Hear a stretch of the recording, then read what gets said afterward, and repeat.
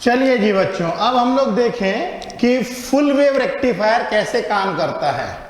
Half wave rectifier में हम लोगों ने देखा था कि किस तरीके से आधी वेव केवल जो है हम लोगों को मिलती थी, आउटपुट में पल्सेटिंग डीसी मिलता था, इसमें पल्सेटिंग डीसी मिलता था।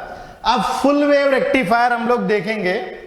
इसी फिगर में मैं थोड़ा सा चेंज करूंगा और फुल वेव रेक्टिफायर हम लोग बनाने की कोशिश करेंगे। तो पहले तो मैं हेडिंग चेंज कर देता हूं, हाफ वेव रेक्टिफायर की जगह पे ये हो जाएगा full wave rectifier number 1। In this rectifier full wave, in this rectifier full wave contribute to the formation of pulsating DC। अब हम लोग क्या करेंगे, जरा सा इसके अंदर में चेंज करेंगे। अब वो चेंज कैसे करते जरा देखिएगा।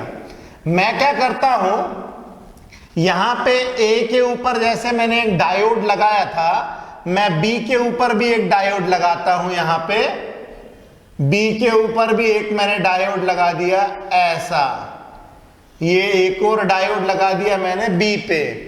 ये मेरे पास में PN junction diode, this is diode D1 and this is diode D2। ऐसे मैंने दो डायोड लगा दिए, D1 and D2, D1 and D2 दो डायोड लगा दिए, और इन दोनों डायोड को मैंने एक ही टर्मिनल से फिट कर देना है। यहां पे मैं क्या करता हूं, एक ही टर्मिनल से इन दोनों को कनेक्ट कर देता हूं। ये दोनों को एक ही टर्मिनल से कनेक्ट कर दिया मैंने, और यहां से मैंने लिया X,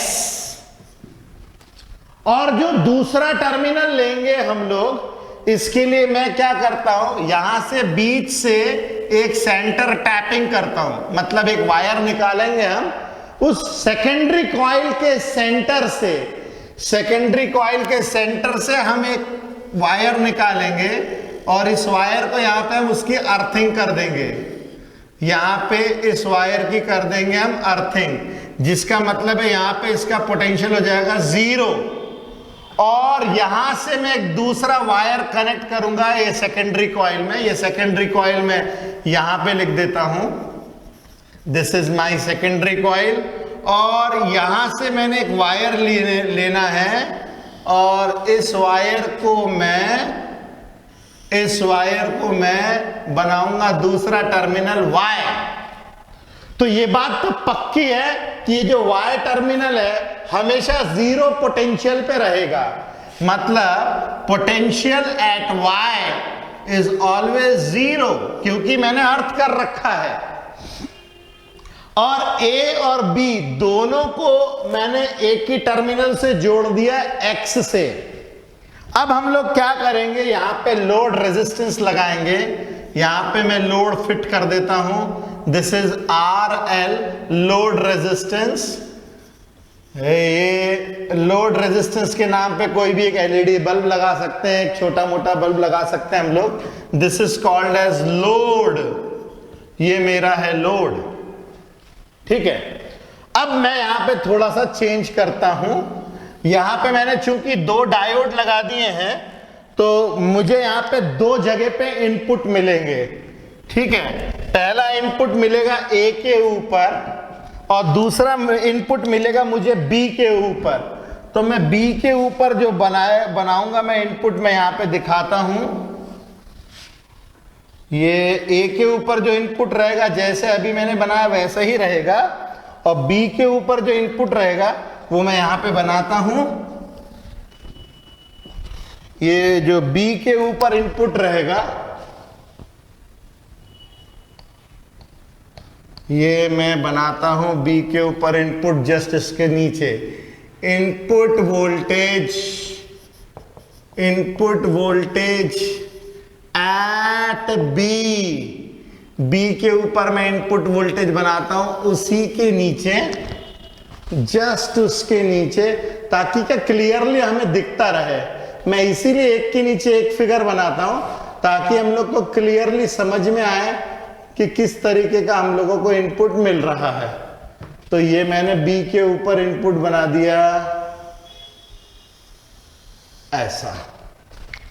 अब जब ए के ऊपर पॉजिटिव साइकिल आएगी, क्योंकि ये तो एसी है, अगर ए के ऊपर पॉजिटिव साइकिल आएगी तो बी के ऊपर निगेटिव साइकिल आएगी। तो बी के ऊपर जो इनपुट आएगा कुछ ऐसा आएगा कि ए के इनपुट का ही जस्ट मिरर इमेज हम लोगों को बी के ऊपर देखने को मिलेगा, कुछ ऐसा। अब यहां पे दो दो डायोड है, इसलिए हम लोगों को दो दो इनपुट मिल रहे हैं। है कुछ नहीं, बड़ा सिंपल है। जब ए के ऊपर पॉजिटिव साइकिल आएगी तो बी के ऊपर निगेटिव साइकिल आएगी, और जब ए के ऊपर निगेटिव आएगी तो बी के ऊपर पॉजिटिव साइकिल आएगी, कुछ इस तरीके से। जब इसके ऊपर पॉजिटिव रहेगा तो यहां निगेटिव, जब यहां निगेटिव तो यहां पॉजिटिव, और कुछ इस तरीके से हम लोगों को मिलेगा। ठीक है, अब जो आउटपुट मिलता है हम लोगों को, आउटपुट कहां मिल रहा है? लोड रेजिस्टेंस पे। आउटपुट वोल्टेज एट एक्स, या मान सकते हैं at load resistance R L. तो यहां पे जो आउटपुट मिलेगा उसको मैं बनाता हूं, देखे कैसे बनता है। ये जो हम लोग को आउटपुट मिलेगा, मैं ये डॉटेड लाइन भी नीचे एक्सटेंड कर देता हूं, क्योंकि ये हमारे जो फिगर है ये बहुत इंपॉर्टेंट होते हैं ये। और आप इसके अंदर में कितनी भी स्टोरीज लिखिए, अगर ये ग्राफ और ये फिगर नहीं है तो आपके स्टोरी के बोलने का कोई मतलब नहीं है। थियोरेटिकली आप कितना भी बोलिए, जब तक ये ग्राफ्स क्लियरली नहीं बनाएंगे आपके फुल वेव रेक्टिफायर का कोई मतलब नहीं है। ओके, तो चलिए अब हम वेव फॉर्म बनाते हैं।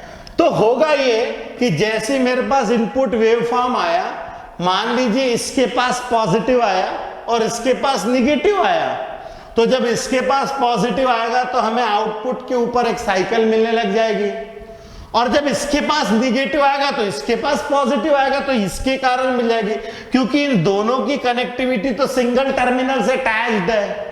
ये दोनों की कनेक्टिविटी हमने सिंगल टर्मिनल पे ले ली है, और जो दूसरा टर्मिनल है वो तो जीरो वोल्टेज पे ही है। तो जब ये कंडक्ट करेगा तो ये नहीं करेगा, और जब ये करेगा तो ये नहीं करेगा।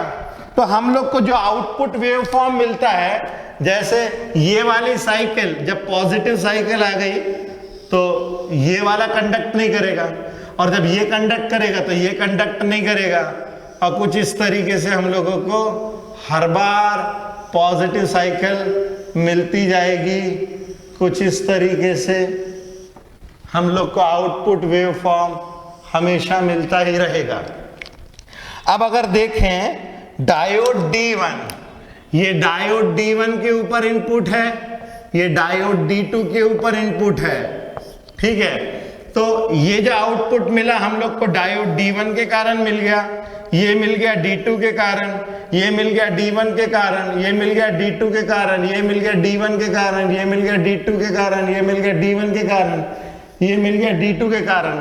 और ये हम लोग की जो पूरी की पूरी साइकिल है, जो पूरी की पूरी वेव है, वो हम लोग को आउटपुट में मिलने लग जाती है।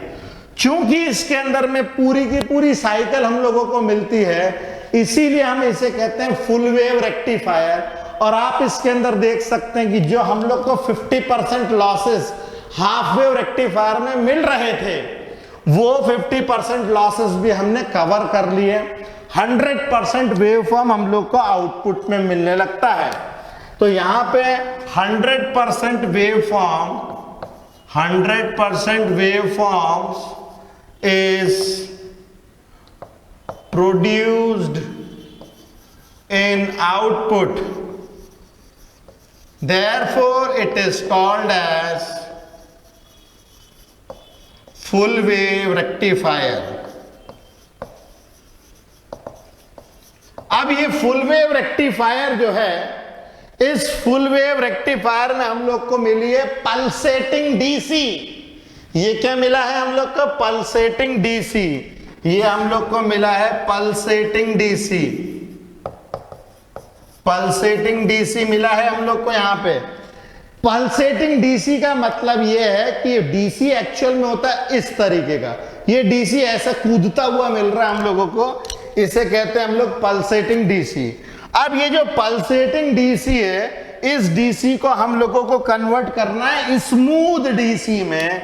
तो इसको हम लोग कन्वर्ट करेंगे स्मूथ डीसी में। मतलब ये कन्वर्ट होगा कुछ इस तरीके से स्मूथ डीसी में। और इसको स्मूथ डीसी में कन्वर्ट करने के लिए हम लोग को लगाना पड़ेगा फिल्टर सर्किट। तो ये कार्यवाही होती है कन्वर्ट करने की फिल्टर सर्किट में। Filter circuit. तो फिल्टर सर्किट किस तरीके से काम करता है वो मैं आपको बताता हूं। तो फिल्टर सर्किट के लिए ऐसा कुछ बहुत खास काम नहीं करना पड़ता है, ठीक है। बहुत सिंपल सी एक एक्टिविटी है जिसे हम लोगों को करना पड़ता है। ये मैं पूरी की पूरी एक्टिविटी आपको ग्रीन पेन से करके दिखाऊंगा। ये मैं ग्रीन पेन से करके दिखाऊंगा।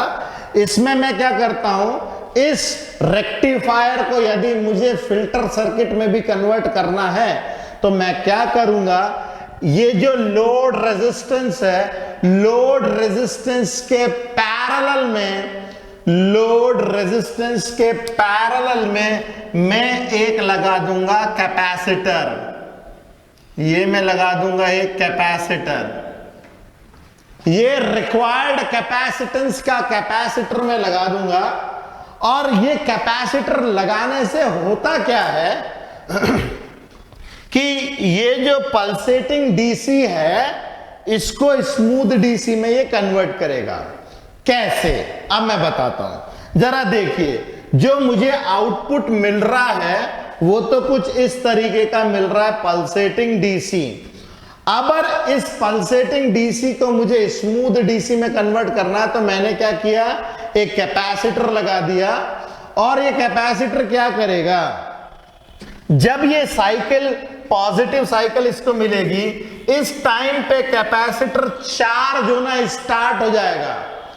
इस सिचुएशन में जो कैपेसिटर है वो चार्ज होना, जब ये साइकिल ऊपर की तरफ जाएगी कैपेसिटर चार्ज होना चालू हो जाएगा। और जब ये नीचे गिरने लगेगी कैपेसिटर डिस्चार्ज होना स्टार्ट हो जाएगा।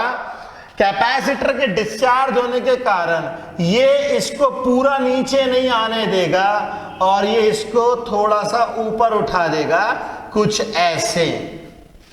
अब फिर से दूसरी साइकिल, ये फिर कैपेसिटर चार्ज होगा, कैपेसिटर चार्ज होगा तब इसको यहां से उठाएगा। उसके बाद में जब ये डिस्चार्ज होने लगेगा ये गिरने नहीं देगा। फिर कैपेसिटर चार्ज होगा तो यहां से उठेगा। जब ये डिस्चार्ज होगा तो ये कैपेसिटर डिस्चार्ज होगा तो उसको पूरा नीचे नहीं गिरने देगा। और कुछ इस तरीके से ये साइकिल जो है कुछ इस तरीके से ये उठाता है। ये कुछ इस तरीके से ये इसको उठाता है।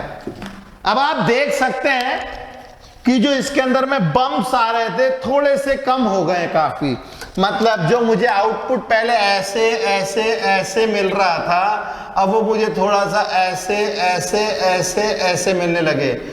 अब यदि हम लोग इसको एक और फिल्टर सर्किट से पास करें तो फिल्टर सर्किट के नाम पे केवल कैपेसिटर ही है। ये है मेरा फिल्टर सर्किट, ये है मेरा फिल्टर सर्किट, ये है मेरा फिल्टर सर्किट। तो फिल्टर सर्किट यदि एक और बार मैं फिल्टर सर्किट से पास कर दूं तो फिर एक और बार पास करने से ये थोड़ा सा और ऊपर उठ जाएगा, ये थोड़ा सा और ऊपर उठ जाएगा। मतलब यहां पे अगर देखा जाए तो आउटपुट हमें थोड़ा सा और अच्छा मिलने लगेगा। एक और बार फिल्टर सर्किट से पास कर दे तो धीरे धीरे करके ये स्मूथ होता जाएगा। तो इसको मल्टीपल टाइम्स हम लोग फिल्टर सर्किट से पास करेंगे। मल्टीपल टाइम्स इसको फिल्टर सर्किट से पास करने से ये काफी स्मूथ डीसी मिलने लगता है। ये पल्सेटिंग डीसी, ये एसी। एसी को पल्सेटिंग डीसी बनाया फुल वेव रेक्टिफायर ने, पल्सेटिंग डीसी को स्मूथ डीसी बनाया फिल्टर सर्किट ने। तो रेक्टिफायर और फिल्टर सर्किट, रेक्टिफायर का काम है एसी को पल्सेटिंग डीसी बनाना और फिल्टर सर्किट का काम है पल्सेटिंग डीसी को स्मूथ डीसी में कन्वर्ट करना। तो आई होप ये समझ में आया होगा। ऐसा कुछ भी खास नहीं, केवल एक आपको कैपेसिटर लगाना होता है रिक्वायर्ड कैपेसिटेंस का, और बस ये जो हमारा फुल वेव रेक्टिफायर है वो जो है पल्सेटिंग डीसी को स्मूथ डीसी में कन्वर्ट करना स्टार्ट कर देता है। ओके, तो चलिए फटाफट आप इसे लिखिए, फिर हम अगले टॉपिक पे चलते हैं।